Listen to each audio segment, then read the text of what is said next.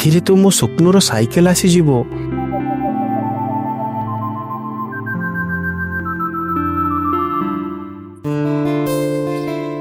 ଅନ୍ୟର ଜିନିଷ ଉପରେ ଲୋଭ କରିବା ମାନେ ନିଜ ସଂସ୍କାରକୁ ହରାଇବା।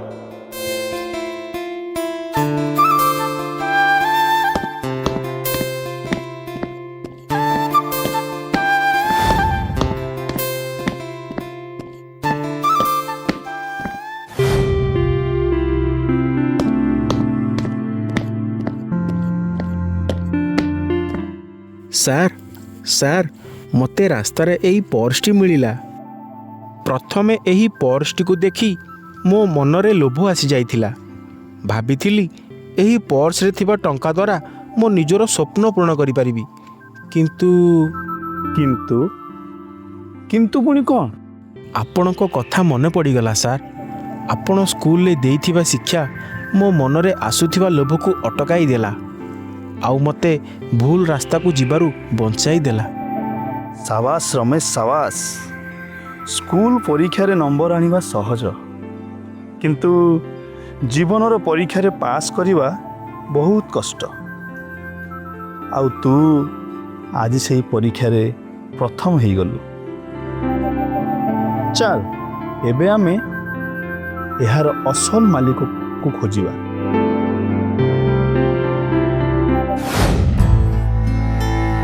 ହେ ଭଗବାନ, ଏବେ ମୁଁ ମୋ ସ୍ତ୍ରୀକୁ କେମିତି ବଞ୍ଚେଇବି?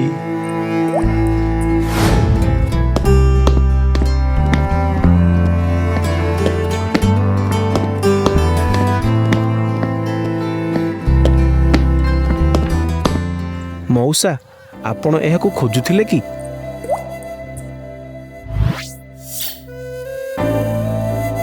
ଆରେ ଏଇଟା ମୋ ପର୍ସ। ପୁଅରେ, ତୁ ଆଜି ମୋ ପାଇଁ ଭଗବାନ ହେଇ ଆସିଛୁ। ଏହି ଟଙ୍କା ମୋ ସ୍ତ୍ରୀର ଅପରେସନ୍ ପାଇଁ ଥିଲା। ଗାଁରେ ସମସ୍ତଙ୍କ ଆଗରେ ହାତ ଯୋଡ଼ି ଧାର କରି ଆଣିଥିଲି ରେ ପୁଅ। ଯଦି ଏହି ଟଙ୍କା ମିଳିନଥାନ୍ତା, ମୁଁ ମୋ ସ୍ତ୍ରୀର ଚିକିତ୍ସା କରିପାରିନଥାନ୍ତି। ସେ କଷ୍ଟ ପାଇଥାନ୍ତା, ଆଉ ମୁଁ କିଛି ବି କରିପାରିନଥାନ୍ତି। ଭଗବାନ ତୋର ମଙ୍ଗଳ କରନ୍ତୁ ପୁଅ। ତୋ ଭଳି ସଚ୍ଚୋଟ ପୁଅ ପାଇଁ ଏହି ଦୁନିଆ ଆଜି ଭଲରେ ଚାଲିଛି। ତୁ ଦିନେ ନା ଦିନେ ବହୁତ ବଡ଼ ମଣିଷ ହବୁ। ହଁ, ତୁ ଦିନେ ନା ଦିନେ ବହୁତ ବଡ଼ ମଣିଷ ହବୁ।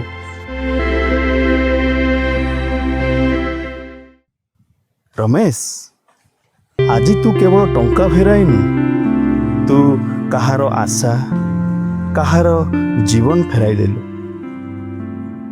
ମନେ ରଖିବୁ, ଟଙ୍କା ଦିନେ ନା ଦିନେ ସରିଯାଏ, କିନ୍ତୁ ଭଲ ସଂସ୍କାର ଆଉ ଲୋକଙ୍କର ଆଶୀର୍ବାଦ ସାରା ଜୀବନ ସାଥିରେ ରହେ।